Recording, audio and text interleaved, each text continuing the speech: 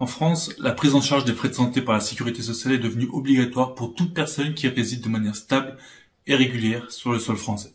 Autrement dit, il n'est pas nécessaire d'avoir une activité professionnelle pour avoir droit au remboursement de ces frais de santé par la sécurité sociale. Et cette règle est applicable depuis le 1er janvier 2016. Cependant, cette prise en charge donne naissance à une nouvelle cotisation nommée la taxe PUMA, que l'on appelle également la taxe des rentiers. Qu'est-ce que cette taxe? Qui est concernée? Quel est le montant? Quand et comment la payer? Comment éviter de payer la taxe PUMA? C'est la réponse à ces questions que nous allons voir dans cette vidéo. Je suis Jérémy Sall, bienvenue sur la chaîne À vos investissements.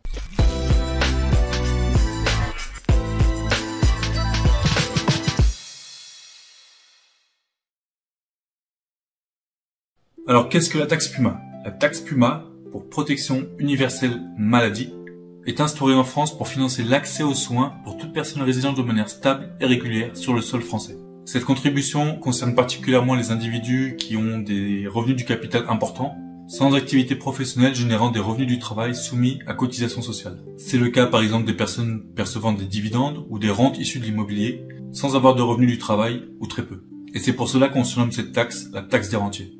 Alors maintenant, qui est concerné par cette taxe? Pour y être redevable, il faut que les 3 conditions suivantes soient réunies.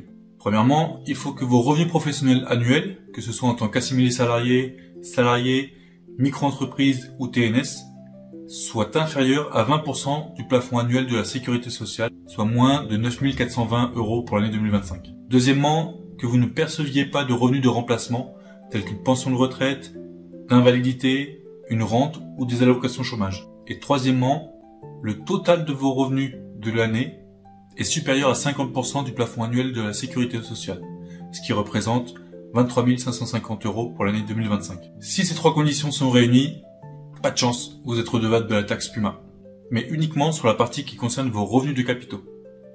Si vous y êtes soumis, vous recevrez un courrier de l'URSSAF au cours du mois de novembre à peu près, et vous serez invité à procéder au règlement de la taxe au titre de l'année précédente, et tout cela sous un délai de 30 jours, suivant la réception du courrier. Maintenant, quel est le montant de la taxe PUMA? Si vous êtes redevable, celle-ci sera alors calculée sur la fraction de votre revenu annuel uniquement du capital supérieur à 50% du PAS, soit au-delà de 23 550 € pour 2025. Autrement dit, vous commencerez à payer cette taxe sur la part supérieure de 23 550 € de votre revenu du capital. En dessous de ce montant, il n'y a pas de taxe PUMA. La base du calcul de la taxe PUMA, elle inclut les revenus fonciers, les revenus de capitaux mobiliers, les plus-values de cession de biens ou de droits, et les bénéfices non professionnels, comme les BIC ou les BNC, bénéfices industriels et commerciaux, et bénéfices non commerciaux. Et ces revenus sont pris en compte uniquement s'ils dépassent 25% du plafond annuel de la sécurité sociale.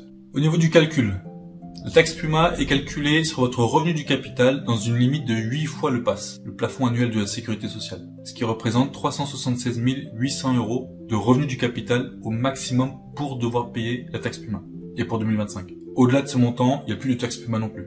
La formule de la taxe PUMA est définie par décret, et son taux s'élève à 6,5%.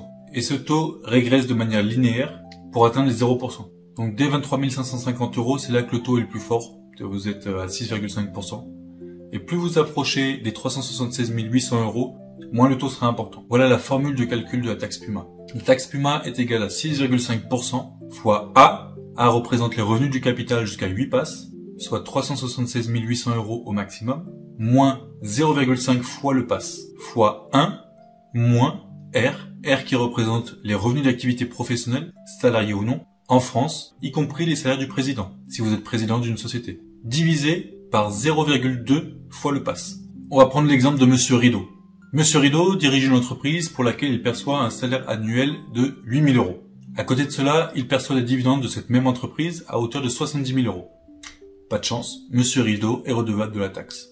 En chiffres, ça donne 6,5 fois 70 000 moins 0,5 fois 47 100 fois 1 moins 8 000 divisé par 0,2 fois 47 100. Donc ça vous donne 6,5% fois 46 450 fois 0,15. Ce qui vous donne un montant de taxe PUMA à payer de 453 €. Si Monsieur Rideau s'était versé un salaire de 10 000 €, il n'aurait pas eu à payer cette taxe. S'il avait perçu 5 000 € de salaire au lieu des 8 000 qu'il s'est versé, il aurait dû payer 1 420 €. Alors quand et comment payer cette taxe?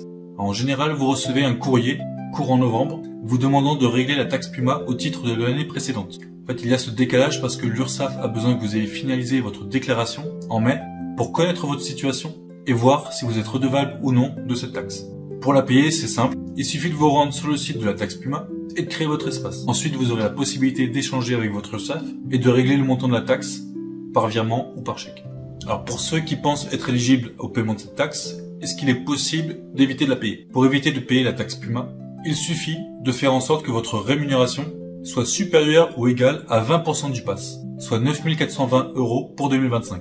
Et comme ça, vous ne paierez pas la taxe Puma. Vous avez reçu un courrier de l'URSSAF vous demandant de payer la taxe Puma et vous n'êtes pas d'accord. Pas de problème. Vous avez la possibilité de contester la taxe Puma qui vous a été adressée si vous pouvez apporter les justificatifs et notamment si le montant ne reflète pas votre situation. Pour cela, il vous suffit simplement de contacter votre URSSAF qui aura 30 jours pour vous répondre. Sinon, vous pouvez également contester directement le montant de la cotisation en saisissant la commission de recours amiable de l'URSSAF CRA dans les 2 mois à compter de la réception de l'appel à cotisation. Voilà, c'est tout pour cette vidéo sur la taxe Puma. J'espère qu'elle vous a plu. Et si c'est le cas, n'hésitez pas à partager, liker, commenter, donner votre avis dans les commentaires. Abonnez-vous à la chaîne. Et moi, je vous dis à très bientôt.